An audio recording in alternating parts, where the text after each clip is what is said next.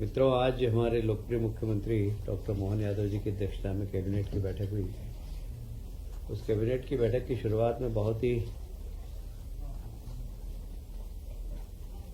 अच्छी खबर माननीय मुख्यमंत्री जी ने सुनाई कि मध्य प्रदेश 38वें नेशनल गेम्स जो अभी देहरादून में हुए उसमें तीसरे नंबर पर आया है और लगभग हमारे यहाँ के खिलाड़ी बच्चों ने 34 स्वर्ण पदक जीते हैं, 25 रजत पदक जीते हैं और 23 कांस्य पदक। इस प्रकार कुल 42 पदक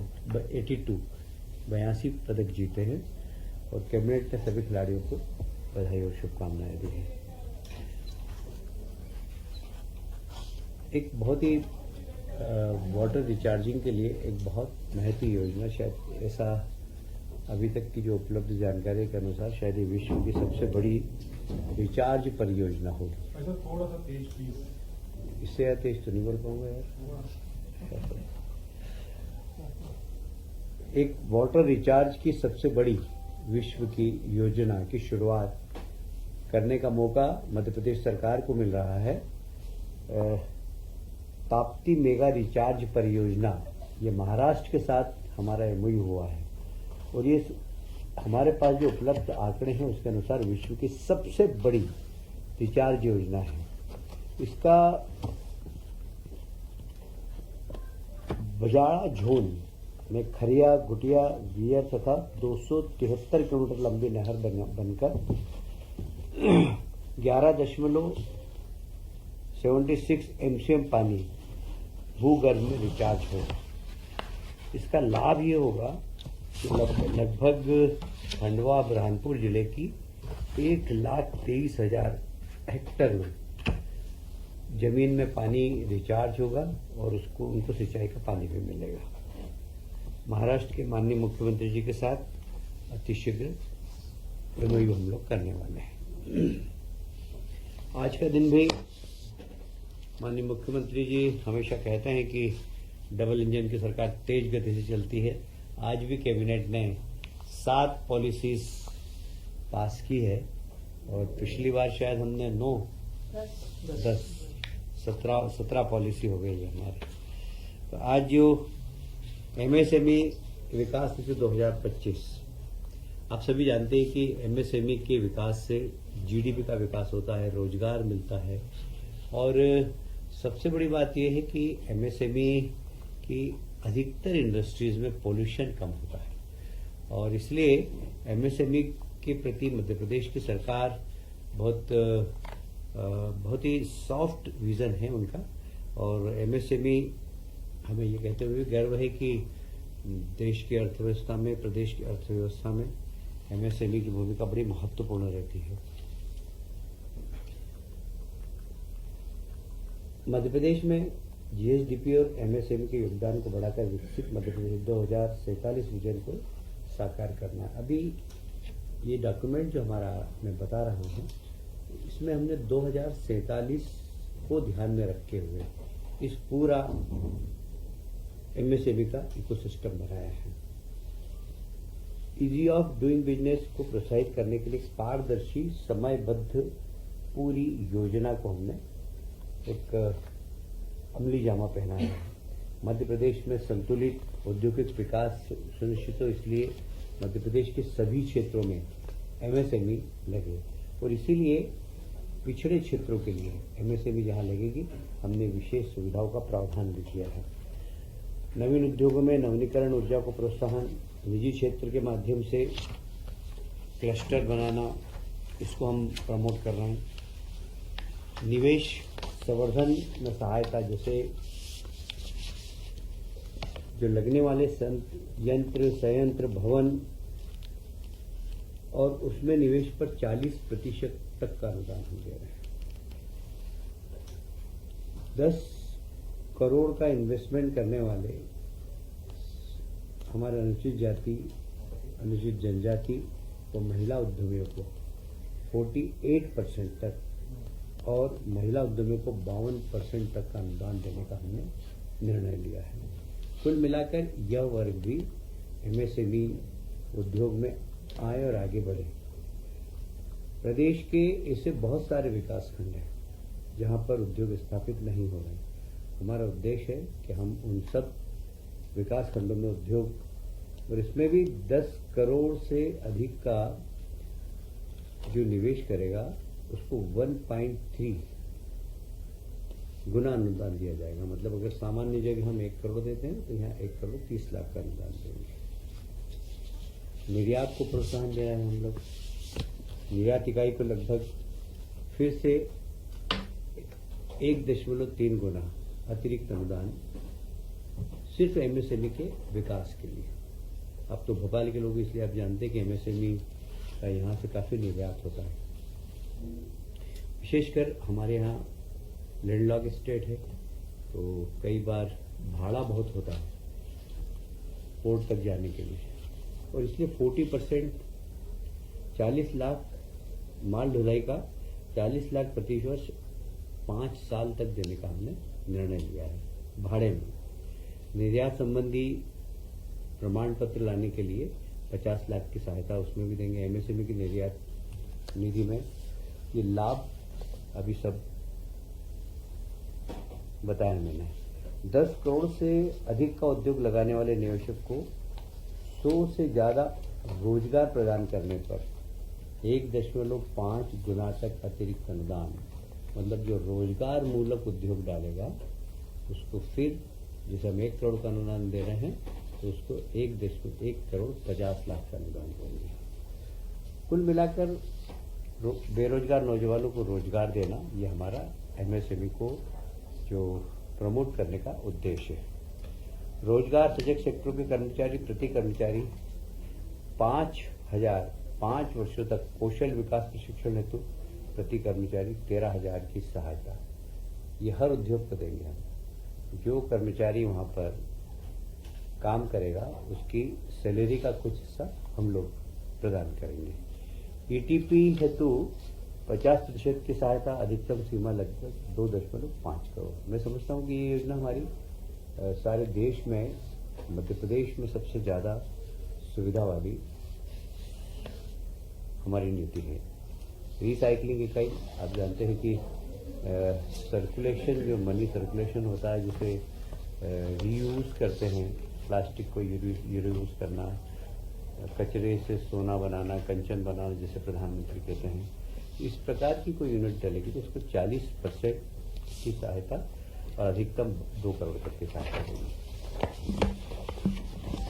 विशेष पैकेज, फार्मास्यूटिकल एवं चिकित्सा उपकरण जो बनाएगा उसको फिर से 1.3 तक का मल्टीपल 52%, ये चिकित्सा उपकरण जो बनाते हैं उनके लिए है। निर्यात हेतु फिर से हम बता रहे हैं 1 करोड़ का अनुदान है, और फार्मास्यूटिकल लैब सेटअप के लिए 50 लाख का अनुदान, स्लेब अवधि फार्मास्यूटिकल के लिए 2 वर्ष, ब्याज अनुदान 5%, अधिकतम 100 लाख प्रति वर्ष 5 वर्ष के लिए, 5 करोड़ से अधिक का निवेश करने वाली इकाई के लिए। अब फूड प्रोसेसिंग के लिए निवेश प्रोत्साहन, वो भी 1.5 गुना है। मतलब फिर मैं इसको आपको ब्रीफ करूं कि हम सामान्य को अगर 1 करोड़ देते हैं तो फूड प्रोसेसिंग के लिए 1.5 करोड़ देंगे। मंडी शुल्क प्रति पूर्ति ये 100% दे रहे हैं, और बिजली के टैरिफ में भी लगभग 1 रुपया प्रति यूनिट 5 वर्ष तक।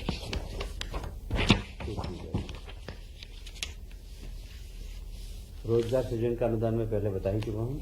रोजगार सृजन अनुदान 5 माह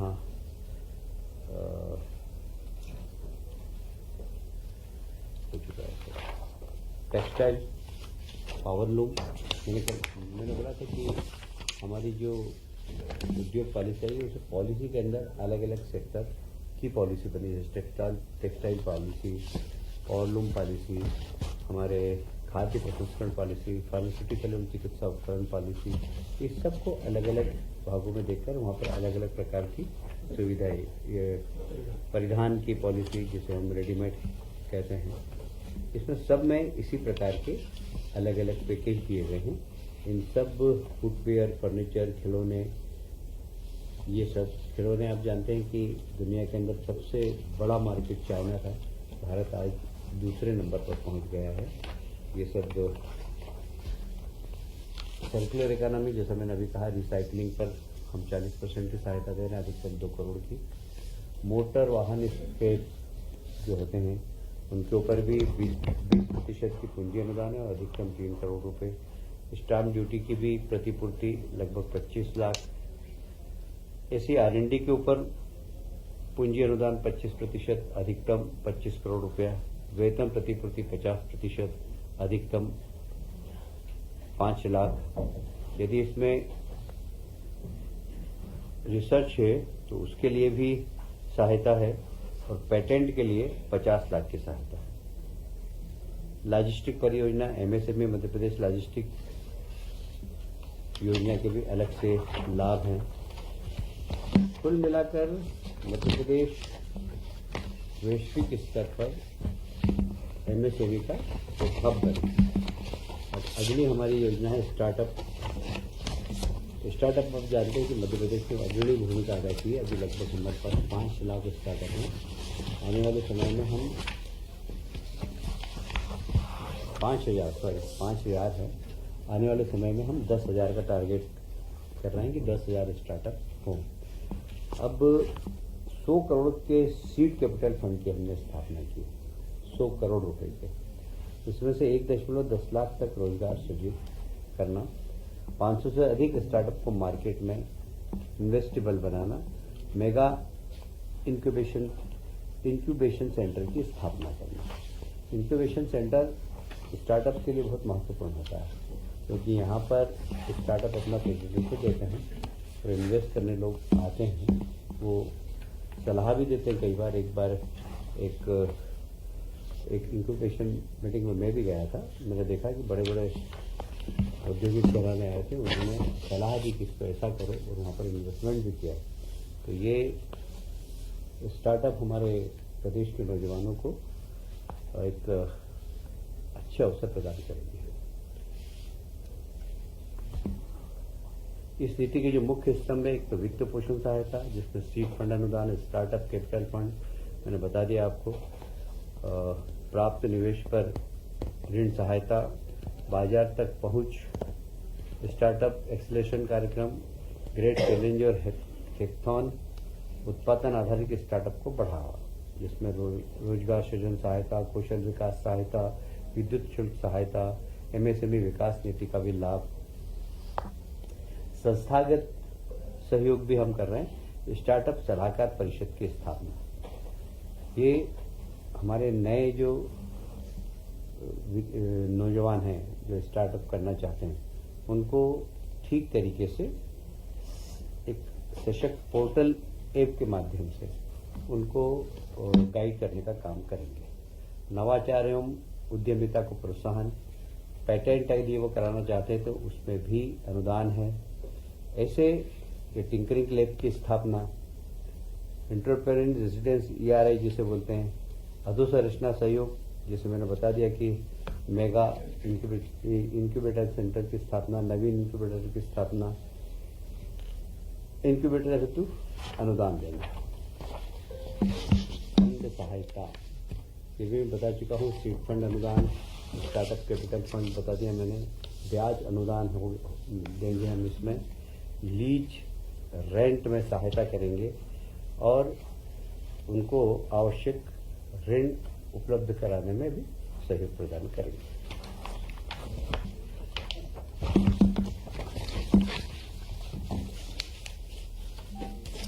ये हमारी स्टार्टअप और MSME की योजना है।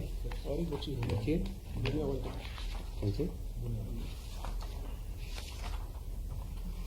अच्छा, मध्य प्रदेश MSME भूमि आवंटन।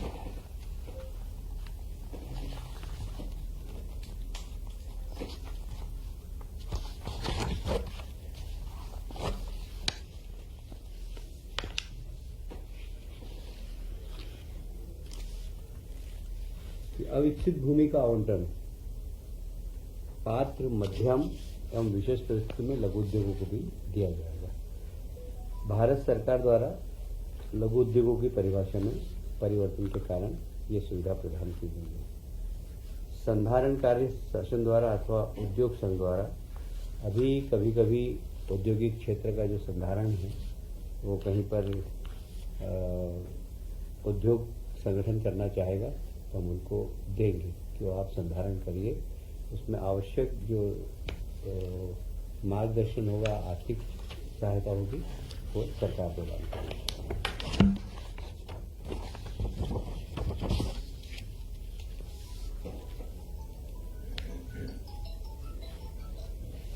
परियोजना में लगभग 50% स्थायी पूंजी निवेश जिसमें कम से कम 25% निवेश प्लांट और मशीन पर होने पर ही हस्तांतरण की पात्रता होगी।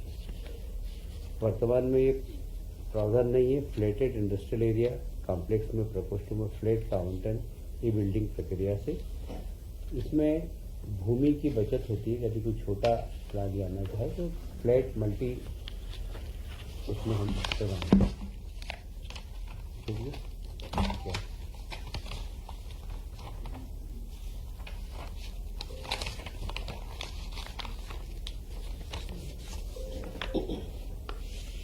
अविकसित भूमि पे ऑनलाइन आवेदन प्राप्त करने के पश्चात पात्र आवेदक को भूमि का आवंटन राज्य शासन के अनुमोदन से किया जाएगा। जो गंभीर निवेशक होगी उन्हें त्वरित भूमि दी जाएगी।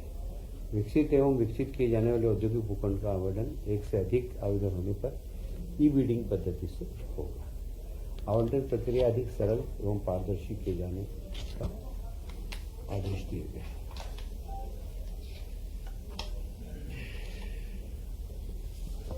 इंटीग्रेटेड टाउनशिप नीति 2025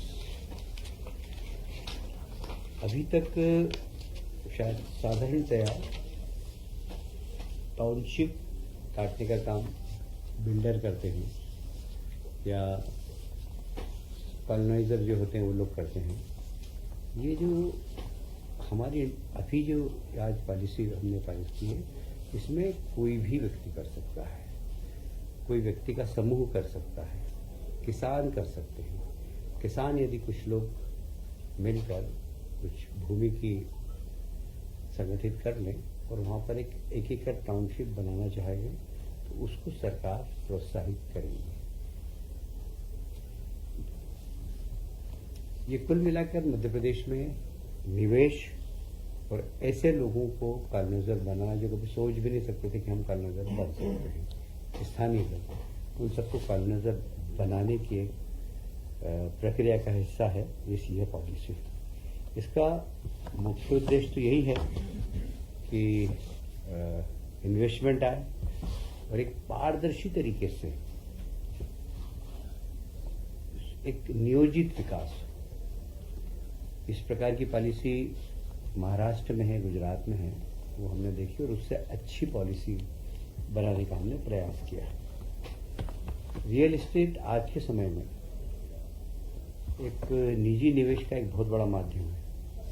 इसमें रोजगार की संभावना भी बहुत ज़्यादा है और ऐसा उद्योग जो रोजगार की संभावना पैदा करता है उसके सरकार की बहुत ज़्यादा प्रोत्साहन देने का निर्णय है।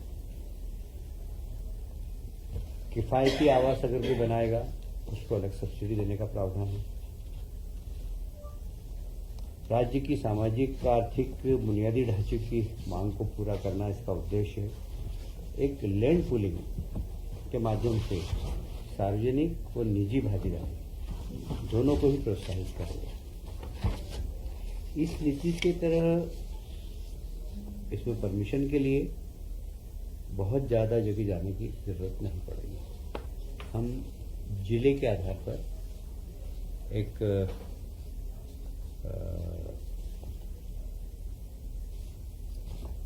कमेटी का नाम क्या है?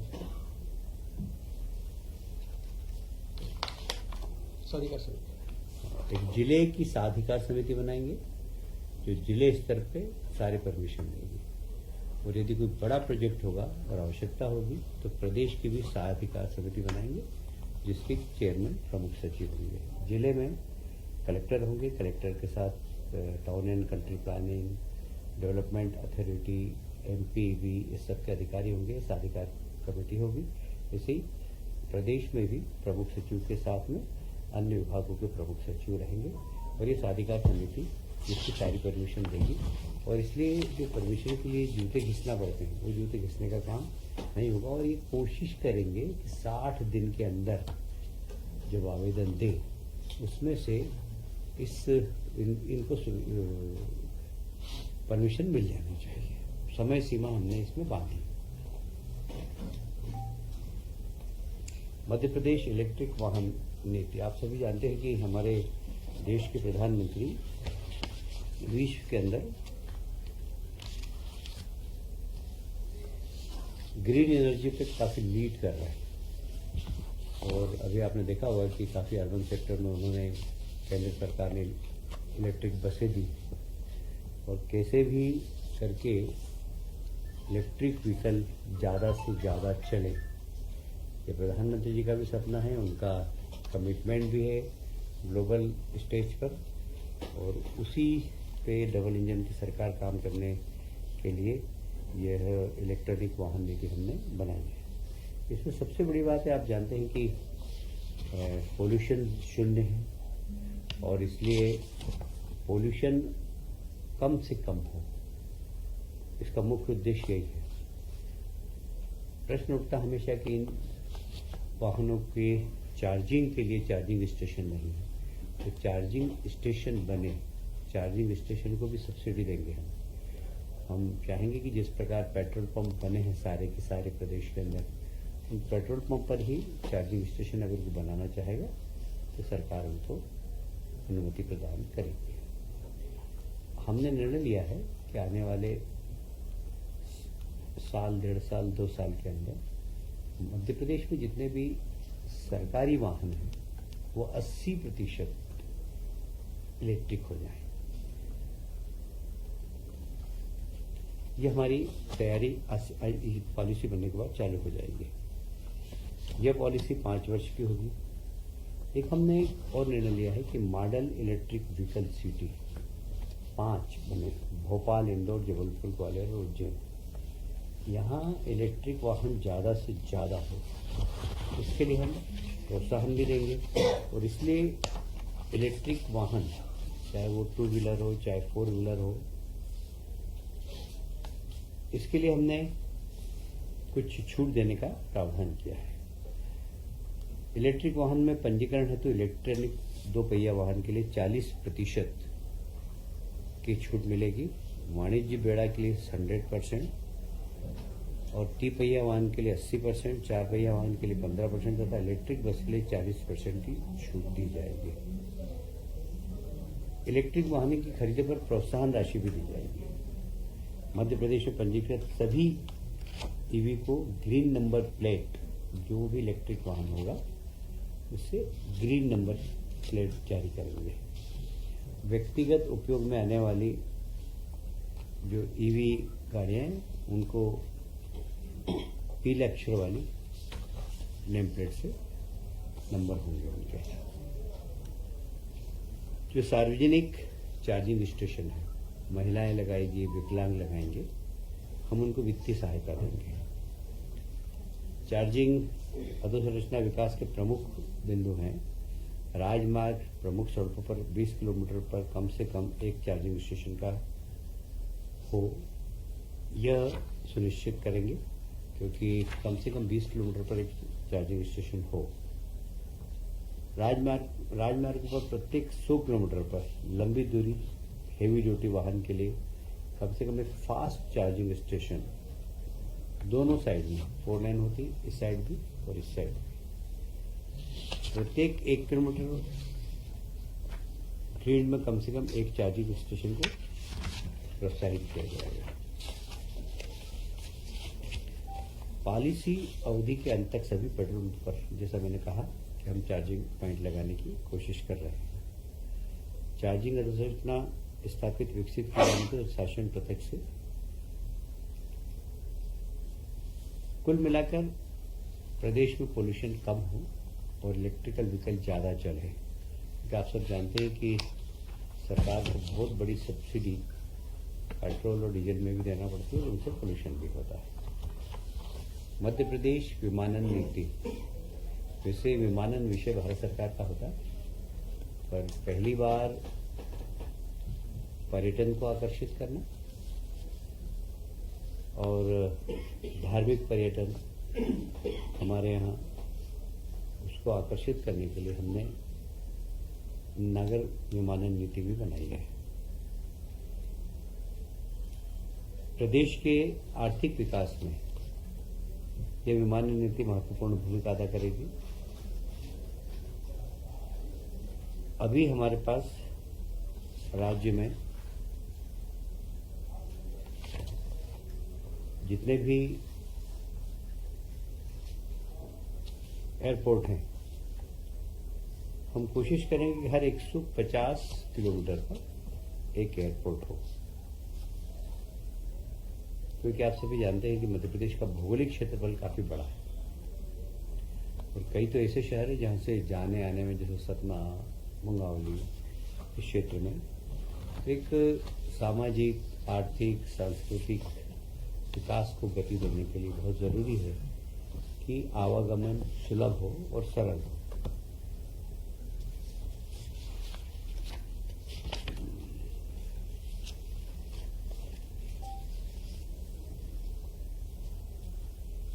प्रदेश में जहां मैंने बताया कि 150 किलोमीटर पर एक हवाई अड्डा हो, वहीं पर 45 किलोमीटर पर एक हेलीकॉप्टर की भी हेलीपैड भी वहां पर बने। इस विमानन नीति का महत्वपूर्ण निर्णय है। इन सब प्रदेश के जितने भी धार्मिक स्थल हैं, जितने भी पर्यटन स्थल हैं, उन सबको जोड़ने में इनकी महत्वपूर्ण भूमिका अदा हो करेगी और इससे बहुत सारा रोजगार भी, जैसे हमारे यहाँ पायलट प्रशिक्षण स्कूल बने हुए हैं, रिपेयरिंग के बहुत सारे इंजीनियरिंग सेक्शन में रोजगार मिलने की संभावना है। इसमें एयर कार्गो की सुविधाएं हम विकसित करना चाहते हैं। हमारे यहाँ पेरिशेबल जितने भी हैं, हमारे यहाँ के वेजिटेबल, हमारे यहाँ की फ्रूट्स, हमारे यहाँ की फिश नदियों काफ़ी पसंद की जाती है गल्फ के अंदर। तो जब एयर कार्गो होगा तो निश्चित रूप से इससे किसानों का भी बहुत फायदा होगा और इसलिए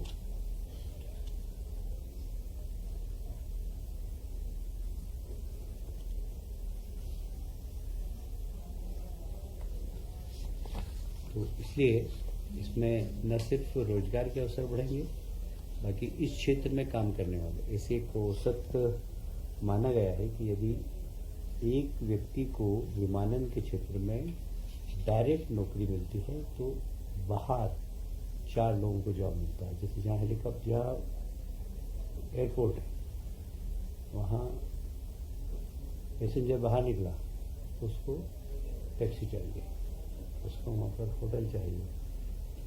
एक एयरपोर्ट खुलता है, यदि एक व्यक्ति को डायरेक्ट एम्प्लॉयमेंट मिलता है तो 4 लोगों को इनडायरेक्ट एम्प्लॉयमेंट मिलता है।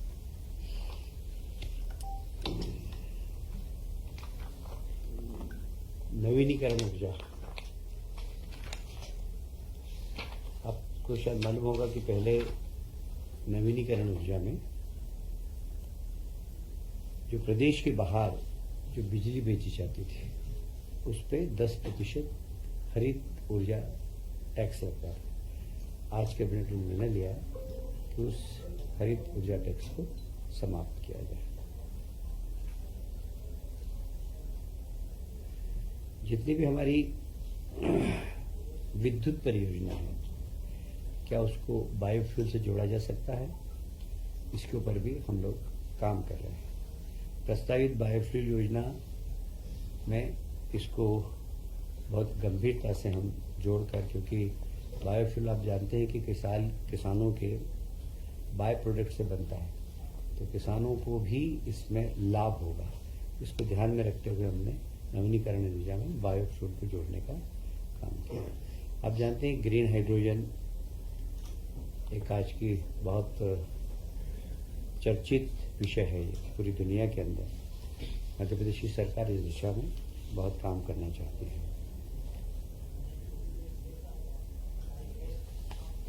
भारत सरकार के उपक्रमों संस्थानों में कैपेसिटी उपयोग हेतु स्थानीय नवीनीकरण ऊर्जा परियोजना एवं ग्रीन हाइड्रोजन प्रदान करने के लिए स्थापित की जाने वाली नवीनीकरण ऊर्जाओं को प्रोत्साहन दिया जाएगा।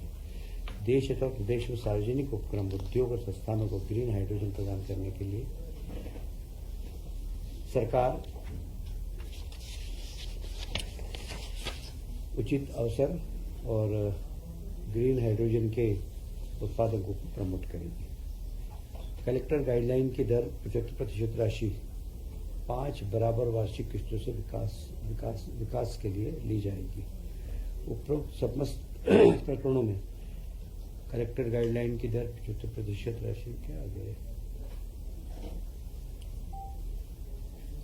सौर ऊर्जा, पवन ऊर्जा, विंड सोलर, हाइब्रिड ऊर्जा तथा सोलर थर्मल ऊर्जा की 1000 मेगावाट क्षमता तक की परियोजनाओं को 24 माह का समय और 1000 मेगावाट से अधिक क्षमता के लिए 30 माह का समय। लघु जल परियोजना में लोपा का कार्यकाल 35 से 40 वर्ष किया जाएगा।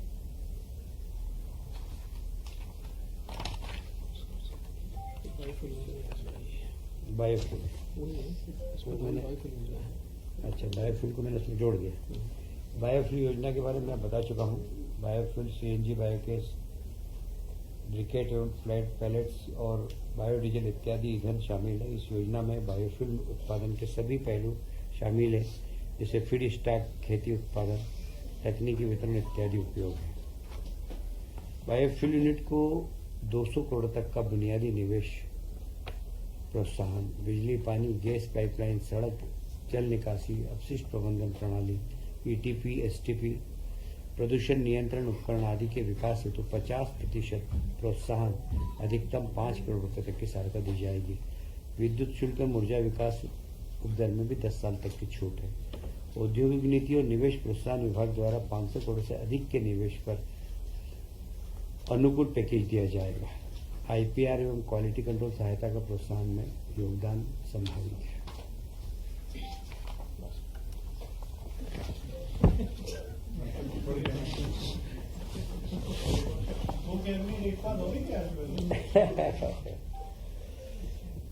लेक व्यू रेजिडेंस भोपाल में आपने देखा होगा, इससे पहले कभी अशोका होटल के नाम से जाना जाता था, उसको भी जन निजी भागीदारी पीपी के मॉडल पर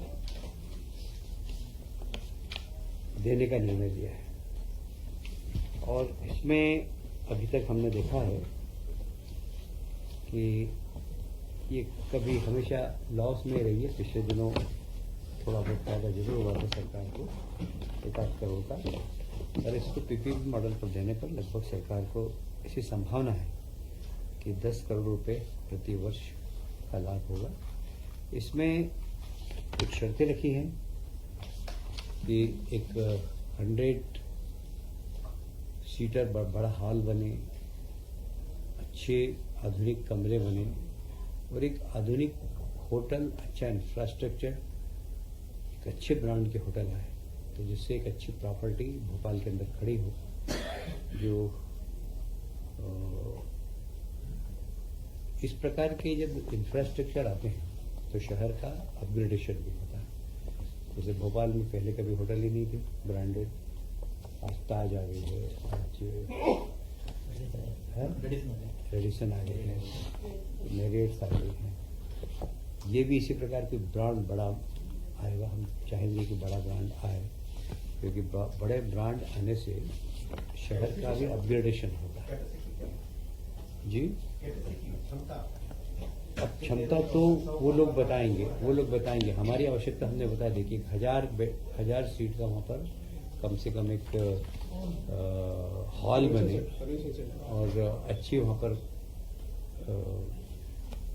प्रदर्शनी वगैरह लगाने के लिए बहुत अच्छा गैलरीज वगैरह बन जाए, और वो सिर्फ होटल नहीं हो, होटल के साथ साथ हमारे प्रदेश की कला संस्कृति के प्रदर्शन का एक माध्यम है।